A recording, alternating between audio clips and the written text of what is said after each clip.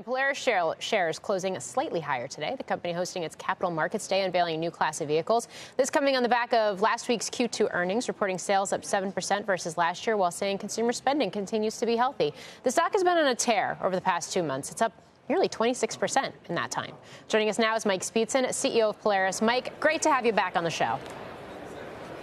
Hi, Morgan. Thanks for having me. So I do want to start with the fact that you gave an update, our first one in about a year and a half, on your 6 strategic objectives, your 5-year growth targets, and basically said you're continue to be on track.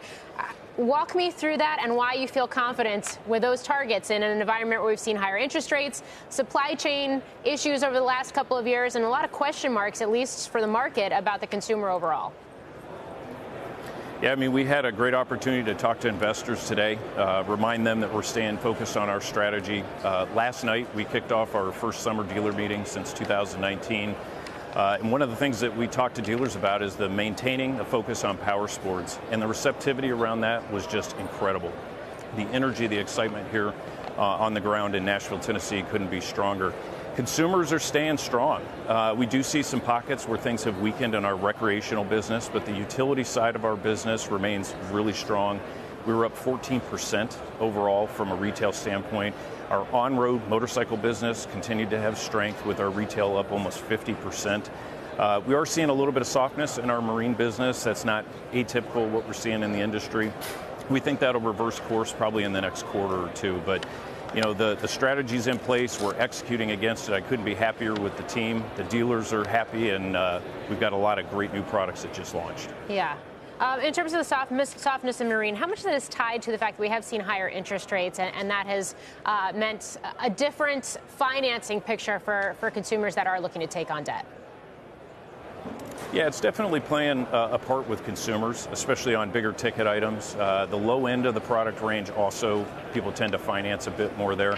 The other side of that is that dealers are reluctant to take on inventory. They have to pay floor plan interest on that inventory. And when you think about the volume and size of boats, they're a little reluctant right now, given our supply chain's in a much better spot and we can deliver faster. So I think as the economic scenarios play out, dealers will start to get more confident, and we think they'll start taking deliveries, later in the year.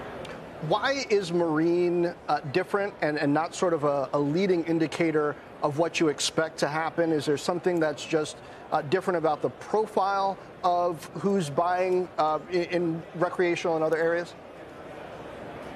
Well, we actually saw our recreational side-by-side business start to soften in Q3 of last year. And so I think different parts of the business are cycling at different times. And I think, really part of what we're running into this summer with marine is, one, the weather caused a late start to the season. 2, there's plenty of inventory in the channel, and consumers are pulling back as it relates to the interest rate burden that some of these bigger ticket items can present. With the Fed looking like they're likely to pause from here forward, and the economic backdrop looking as strong as it does, I'm pretty confident consumers will be back buying boats as we get into next year.